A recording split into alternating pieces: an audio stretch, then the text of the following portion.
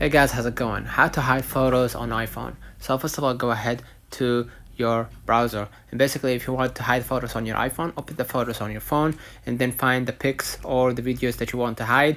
Tap the more icon at the top right corner of your screen, iPhone screen, and then tap hide, and then when prompted tap hide photo and then tap hidden to see the hidden photos on your iPhone. So let's go back to our screen and go ahead to our photos. And let's say for example you wanted to hide this photo, right? So what I'm gonna do, I'm gonna click on this photo, right?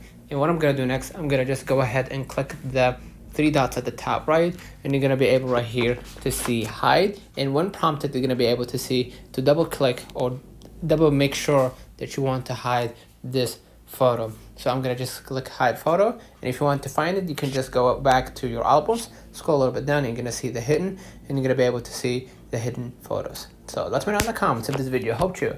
Don't forget to like and subscribe, turn on the notification bell to receive every video we upload. Thank you for watching. See you in the next